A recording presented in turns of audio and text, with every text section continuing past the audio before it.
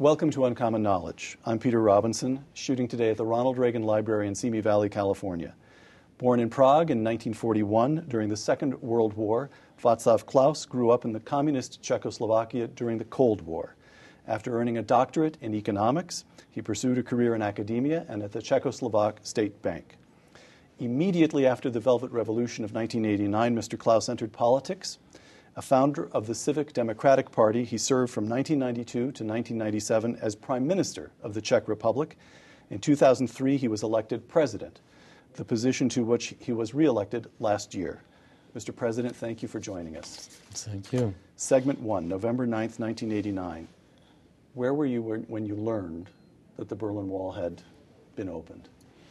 Well, I was definitely in Prague, in my country, and for us it was one of the successive events which started in the middle of the year 1989, and 1 week, 1 month after another, there was one important achievement, one important event. So at that moment for me, the Berlin Wall was just part of the chain, not a specific dominant. When did you sense that an opening would take place? When did you know that things were finally afoot?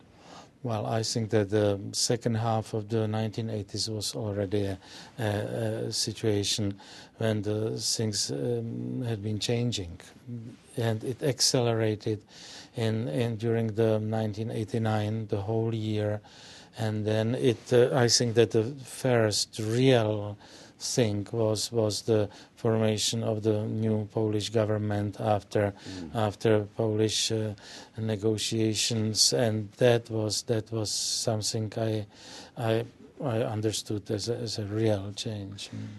We're celebrating the 20th anniversary of the Velvet Revolution, which means, I'm afraid, that nobody under the age of about 30 has any real knowledge of the system in which you grew up.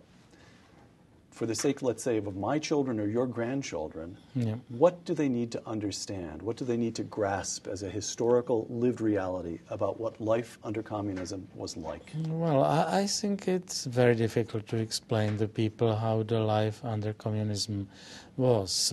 I see it, my children, let's say, my older son is 40 years old, so he was 20 in the moment of the fall of communism, and the younger is 35, which means he was 15.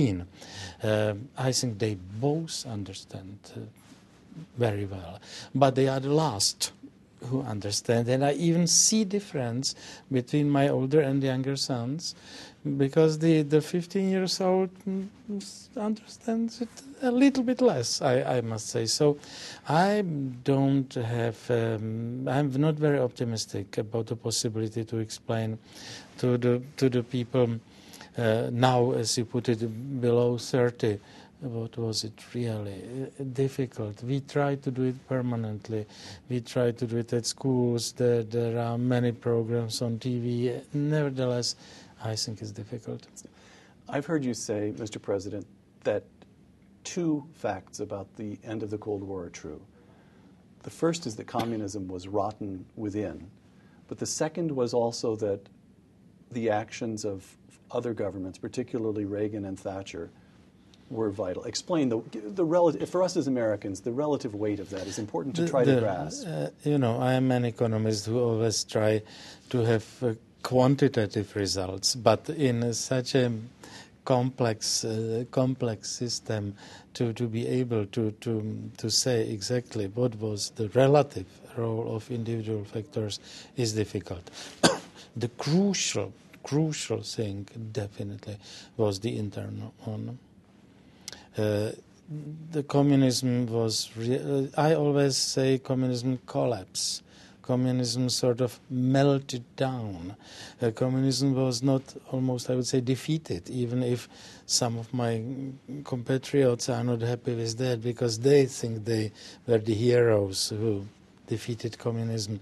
So communism was already too weak, soft, old, deprived of all meaning. There was even nobody who defended seriously communism. I was joking in the 1980s that there are when some foreigners came and asked me, "But do people really believe in communism?" My answer, not now, ex post, at that time, in the 1980, my answer was, look, well, I'm absolutely sure that there are more true believers in communism and Marxism at the University of California, Berkeley, than in the whole communist Czechoslovakia. So there was no one really believing. The people who tried to defend the ideology and the system aside, it was almost a non-existent grouping.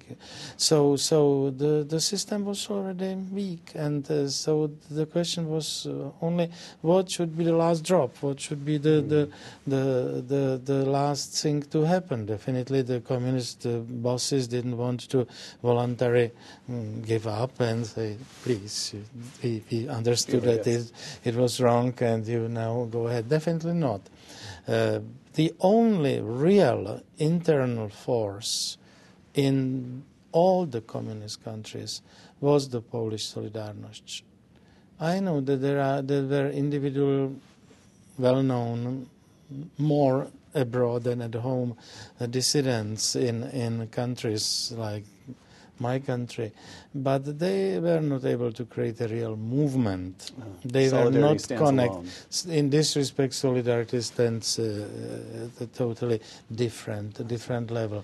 So the real mover in this respect was the tough position of people like Ronald Reagan and Margaret Thatcher, who pushed Russia to very complicated situations, and they succeeded in this respect.